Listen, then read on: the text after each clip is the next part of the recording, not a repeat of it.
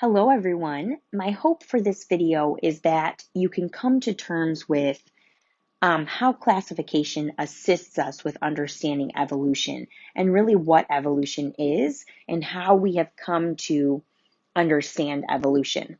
So let's dive right in. All right, so firstly, we asked this question, how can we relate evolution and classification? We've been talking a lot about classification. And so you might be wondering, how can we just all of a sudden throw in evolution? Well, they are related, and this is how. So during the Linnaean time period, when Linnaeus came up with his classification system, which we still use today, people believed that species did not ever change. They believed that species were unchanging, meaning they were the same forever. So Charles Darwin was a British naturalist who came along and changed this idea forever. So we consider Charles Darwin the father of evolution because in 1859, he published a piece of evidence that explained how species change over time. So now what we're saying is that species do not stay the same forever. They actually change over time. And this change over time in terms of species is what we call evolution. So Charles Darwin believed that evolution occurs by natural selection. And natural selection is this process by which organisms that are better adapted to survive to their environment are more likely to survive and reproduce. So what we see is that over time, organisms are continuously adapting to their environments. And the organisms that are better suited to their environment are going to be more likely to survive and reproduce than organisms who are not as well suited to their environments. So this was Charles Darwin's idea behind evolution. Now, scientists understand that certain organisms are similar because they share a common ancestor. And what we've come to understand is that the more similarities between two organisms, it means that a more recent common ancestor exists. So we're going to take a look at what all of that means in a tree diagram. So we use branching tree diagrams to understand relatedness between organisms. So we start at the base of our diagram with a common ancestor. So here's our common ancestor at the base of our tree. So what we understand is that each of the organisms that are above that common ancestor all came in some way from that common ancestor. So organisms that are grouped according to their organisms are grouped according to their shared derived characteristics within branching tree diagrams.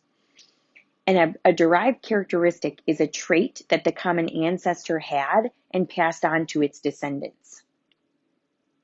So characteristics lower on the tree probably developed before the characteristics higher up on the tree, meaning it's possible that those characteristics that developed higher up in the tree are not derived characteristics, meaning they may not have come from that common ancestor. They may have come from a result of adapting to the environment. So what we see right here at the base of this tree is that that common ancestor probably had 4 legs because this amphibian or this frog has 4 legs. And then what we see is amphibians and reptiles both share this common characteristic of the amniotic egg, meaning they both reproduce by laying eggs and then those eggs hatch. There are a few reptiles that do not reproduce in that way, but most do.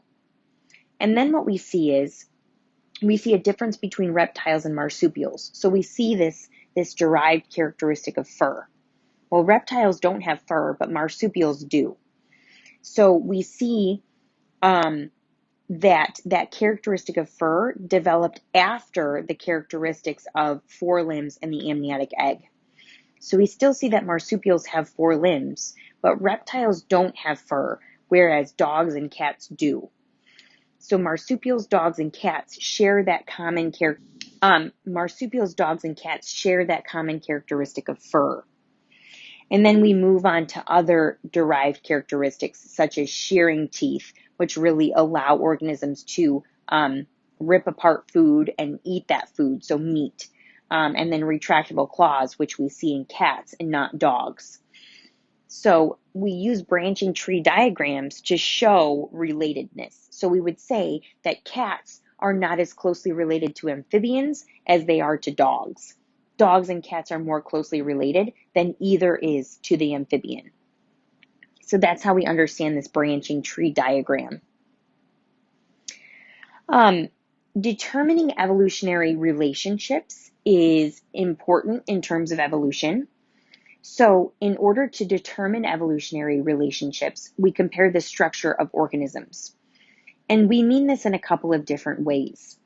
So what we see is unrelated organisms can evolve similar characteristics because they evolved in a similar environment, but it doesn't mean that they're closely related. So this is called convergent evolution, meaning that those organisms developed the same characteristic because they perform similar functions. So, for example, even though fish are not mammals, they have fins. And we also see whales that have fins, but they are mammals. So they use those fins the same way.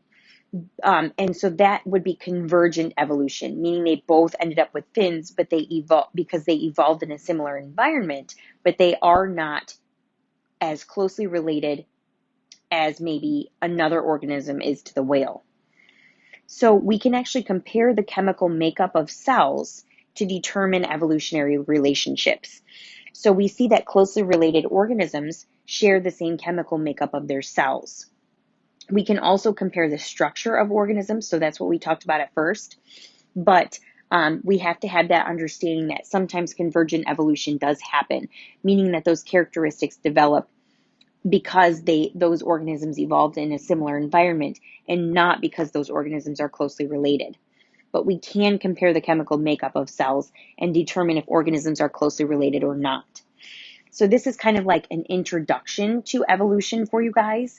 We're going to talk in much more detail about evolution tomorrow. So thank you guys so much.